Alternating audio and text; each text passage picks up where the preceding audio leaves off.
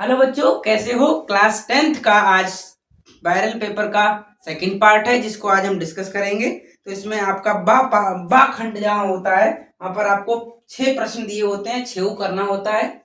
इसमें पहला प्रश्न है आपके पास, देखिए, कह रहा है बिना लंबी विभाजन प्रक्रिया के दिखाइए कि परमेय संख्या 1351 बटे 1250 एक शांत आवृत्ति की एक दशमलव संख्या बनेगी। इसका जब भाग करेंगे तो एक शांत दशमलव आएगा। तो ये हम क्वेश्चन लॉन्ग वीडियो में भी करा रखा है, फिर भी आप इसको देखिए। तो इसमें हम हर के गुणनखंड करते हैं। 2 से काट दीजिए, 2 छंग 12, 2 दूनी 4 और 2 पंजे 10। फिर 2 से काट दीजिए, 2 से कटेगा नहीं। अब देखिए, 5 से काटिए इसको, 5।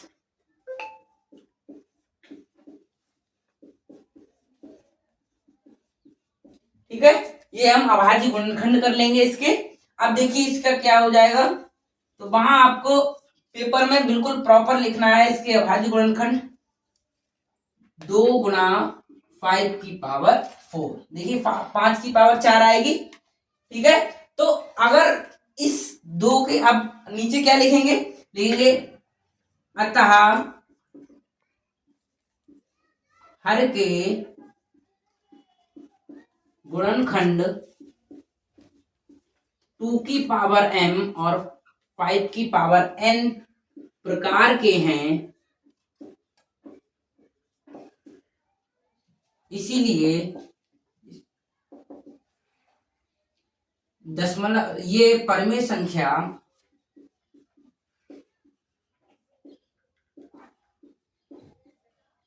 शांत दशमलव है। तो वहां आप लिखेंगे भी, और ये गलती कभी ना करें कि 2 गुणा 5 लिख लें।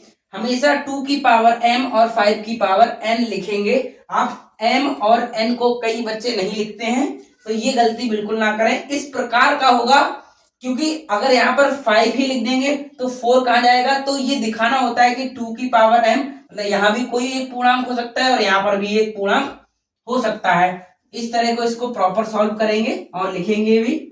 ठीक है, नोट कीजिए। इसमें खा पाठ देखिए। अब खा पाठ है, एक द्विघात समीकरण दे रखा है 3x² minus 2√6x plus 2 equal to 0। इसका हमें गुणनखंड करना है, वो भी इसके मूल निकालना है गुणनखंड विधि से।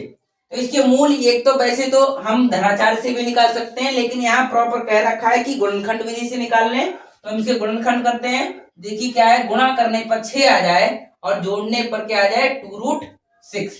देखिए √6 और √6 की जब ऐड करेंगे तो हमारे पास 2√6 हो जाएगा, और √6 और √6 की मल्टीप्लाई करेंगे तो हमारे पास हो जाएगा 6। तो ये इसके भाज्य गुणनखंड हो जाएंगे। देखिए 3x² minus √6x minus √6x plus का 2 बराबर 0। अब देखिए इसको 3x² प्लस यहाँ है √2√3x, इसी तरह इसको लिख दीजिए √2√3x प्लस 2 बराबर 0। देखिए अब देखिए यहाँ पर इसको कैसे लिखते हैं, √3√3, तो यहाँ से √3 कॉमन ले लीजिए, x कॉमन हो जाएगा तो आपके पास क्या बचेगा। देखिए यहाँ पर आपके पास √3 कॉमन हो गया, x कॉमन हो गया, बचा √3x प्लस √3 कॉमन हो गया, x कॉमन हो गया, बचा √2। यहाँ पर अब देखिए यहाँ पर माइनस है, माइनस आएगा, और इसी तरह यहाँ पर देखिए माइनस, यहाँ पर √2 कॉमन ले लीजिए तो यहाँ आ जाएगा √3x माइनस √2 बराबर 0। ठीक है, अब देखिए यहाँ पर √3x माइनस √2 कॉमन ले लीजिए तो आ जाएगा हमारे पास √3x माइनस √2 कॉमन ले लिया तो बचा हमारे पास √3x माइनस √2। तो देखिए सेम रूट आ गए, तो देखिए यहाँ पर क्या आ जाएगा, √3 माइनस √2 अलग अलग कर दीजिए बराबर 0, √3x बराबर √2, x बराबर √2 अपॉन √3। इसी तरह यहाँ पर ये भी आ जाएगा √3x माइनस √2 बराबर 0, √3x बराबर √2, x बराबर √2 अपॉन √3। ठीक है, तो यहां लास्ट में लिखेंगे अतः समीकरण के मूल √2/√3, √2/√3। नोट कीजिए। अब देखिए इसमें गा पार्ट है। यदि बिंदु दे रखे हैं आपके पास, 3 बिंदु दे रखे हैं, a, 0, 0, b और 1, 1। तो हमें ये बताना है कि ये तीनों बिंदु संरेख हैं। तो इसकी प्रॉपर्टी होती है कि संरेख बिंदु होने के लिए त्रिभुज का क्षेत्रफल 0 होता है। तो इसको लिख दीजिए x1/1, x2/2 और x3/3। ठीक है, अब देखिए त्रिभुज का क्षेत्रफल बराबर 0, बिंदु। तो अब संरेख हमें दिखाना है, तो पहले तो त्रिभुज का क्षेत्रफल निकालेंगे। त्रिभुज का क्षेत्रफल बराबर 1/2। देखिए क्या होता है x1/2 -/3, ठीक है, प्लस x2/3 -/1 प्लस x3/1 -/2। ठीक है, ये होता है फॉर्मूला। आप देखिए यहां पर वैल्यू रख दीजिए। x1 क्या है हमारे पास, a, /2 क्या है, b, -/3 क्या है, 1। ठीक है, अब देखिए यहां पर प्लस x2 क्या है हमारे पास, 0, /2 क्या है, /3 क्या है हमारे पास, 1, -/1 क्या है हमारे पास, 0, प्लस x3 क्या है हमारे पास, 1, /1 क्या है हमारे पास, 0 और /2 हमारे पास है b। ठीक है, अब देखिए क्या आएगा, 1/2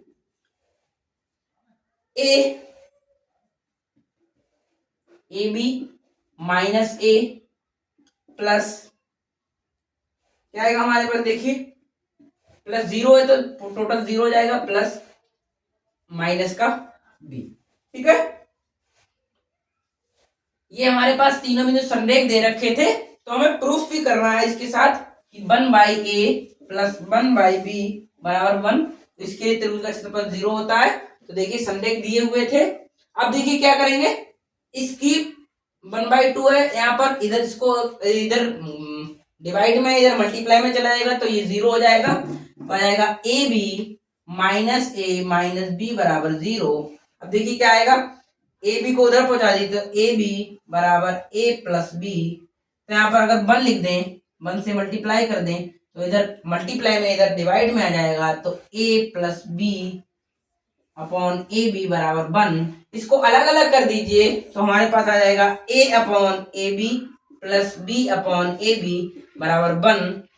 a से a कैंसिल हो जाएगा, b से b कैंसिल हो जाएगा, तो 1 upon b plus 1 upon a बराबर 1, 1 upon a plus 1 upon b बराबर 1। यही हमें प्रूफ करना था। ठीक है, नोट कीजिए। इसमें घापाट देखिए, इसमें एक चित्र बना हुआ है।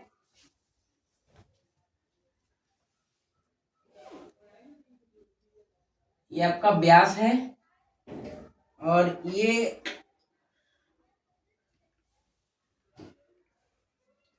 ठीक है, तो इसमें ये आपका केंद्र है या Q, R और P। तो देखिए आप में ये छायांकित भाग है, ये वाला और ये वाला। ठीक है, तो हमें छायांकित भाग का क्षेत्रफल बताना है, जबकि हमारे पास दिया है PQ बराबर 24 सेंटीमीटर और PR बराबर 7 सेंटीमीटर हमारे पास दिया हुआ है। PR और PQ दिया है हमारे पास। अब ये एक क्या है, हमें छायांकित भाग का क्षेत्रफल कैसे मिल सकता है, ये अर्धवृत्त का क्षेत्रफल है।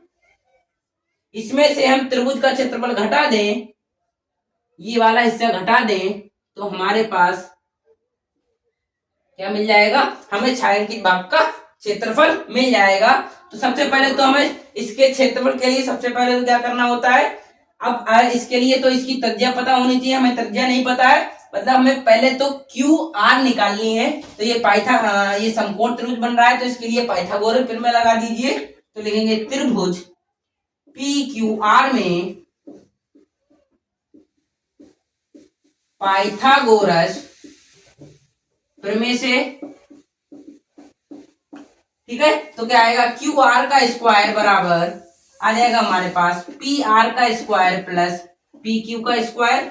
सबसे पहले तो आ जाएगा हमारे पास PR हमारे पास दिया है 7 का स्क्वायर प्लस 24 का स्क्वायर बराबर 49 प्लस 24 का स्क्वायर करेंगे तो आ जाएगा हमारे 576, जोड़ दीजिए आ जाएगा 5 2 5 6 आ जाएगा हमारे पास 625 आ जाएगा QR का स्क्वायर।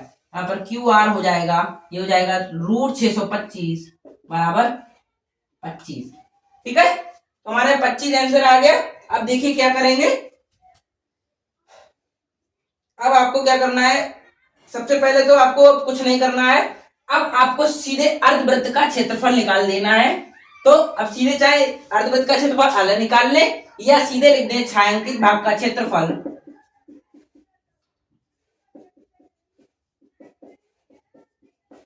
क्षेत्रफल बराबर क्या होगा,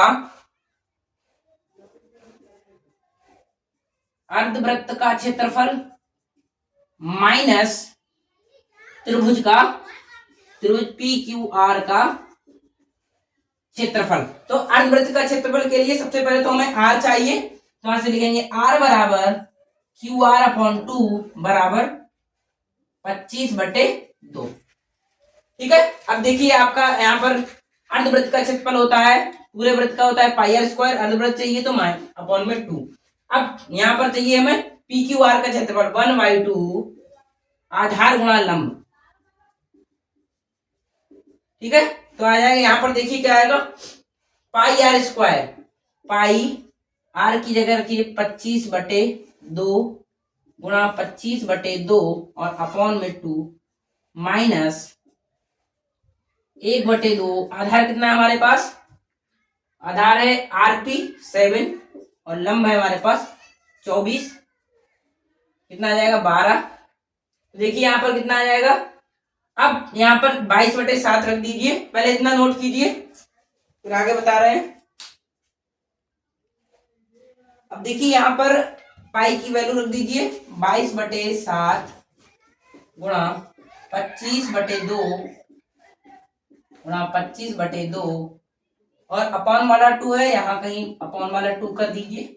अब माइनस में इसकी गुणा कर दीजिए 12 7 84, देखिए यहाँ पे 2 से 11 आ जाएगा 625 गुणा 11 बटे 2 7 14 दूनी 28 माइनस 84। अब देखिए इसकी गुणा कर देंगे तो हमारे पास आ जाएगा अपॉन 28 माइनस 84, एलसीएम ले लीजिए 68 75 माइनस अपॉन में 28। अब देखिए क्या आएगा हमारे पास, इसको घटा दीजिए तो हमारे पास आ जाएगा, तो 5 में से 2 गया 3, इधर 7 में से इधर 2 और इधर बच गया हमारे पास 5 और 4/28। ये आपका आंसर हो जाएगा, ठीक है। नोट कीजिए, सेंटीमीटर स्क्वायर लिख दीजिए यहाँ पर। इसमें आपका पार्ट है, इसमें आपको 2 समीकरण दे रखी हैं, x/2 प्लस 2y/3 प्लस 1 बराबर 0। दूसरी देखिए x माइनस y/3 बराबर 3। इसको आपको विलोपन विधि से हल करना है। तो देखिए विलोपन विधि से कैसे हल करें, पहले तो इस समीकरणों को सही से लिखिए, x/2 प्लस 2y/3 और 1 को उस साइड पहुंचाएंगे -1 हो जाएगा। एलसीएम ले लीजिए 3x प्लस 4y, एलसीएम लेंगे तो 6 आएगा बराबर -1।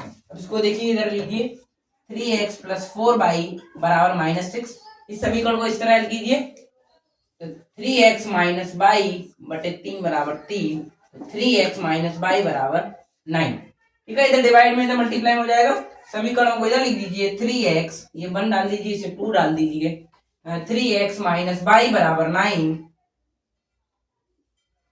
इसको 2 डाल दीजिए, घटाने पर माइनस प्लस माइनस कैंसिल हो जाएगा। तो देखिए हमारे पास क्या आएगी, 4 और 1 5, 5 बाई बराबर क्या आएगा, माइनस का 15, तो बाई बराबर माइनस का 3, आपका एक बाई की वैल्यू आ जाएगी। इसी तरह आप बाई की वैल्यू चाहे इसमें रख दीजिए तो इसमें रख दीजिए 3x माइनस बाई की जगह -3 बराबर 9 प्लस हो जाएगा, तो 3 माइनस प्लस हो जाएगा 3 बराबर 9, तो 3x बराबर 9 माइनस 3, x बराबर 6, x बराबर 6 बाई 3 बराबर 6 दूनी 3 दूनी 6 देखिए 2। x की वैल्यू हमारे पास आ गई 2 और y की वैल्यू हमारे पास आ गई -3। लिखेंगे अतः x बराबर 2 और y बराबर -3। नोट कीजिए।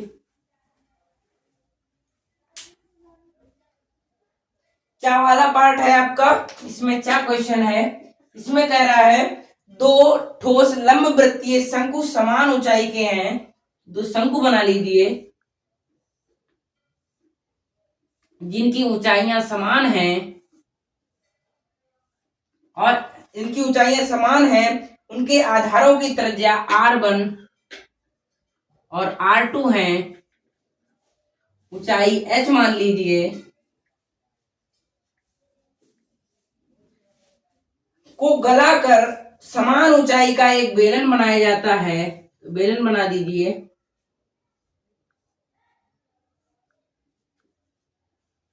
समान ऊंचाई का बेलन बनाया जाता है। सिद्ध कीजिए बेलन की जो त्रिज्या है, इसकी त्रिज्या को कैपिटल R मान लीजिए। बेलन की त्रिज्या कैपिटल R बराबर हमें सिद्ध करना है √r1 square plus r2 square upon 3। ठीक है, तो ये हमें प्रूफ करना है। सबसे पहले लिखेंगे माना शंकु की, माना पहले शंकु की ऊंचाई बराबर h, त्रिज्या बराबर r1। इसी तरह दूसरे शंकु की ऊंचाई h समान ऊंचाई है और त्रिज्या r2। माना बेलन की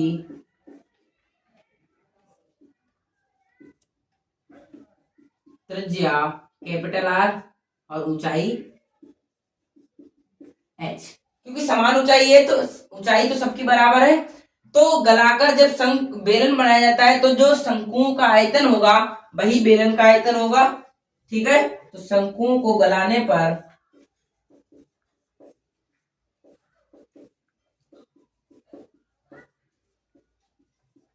बने बेलन का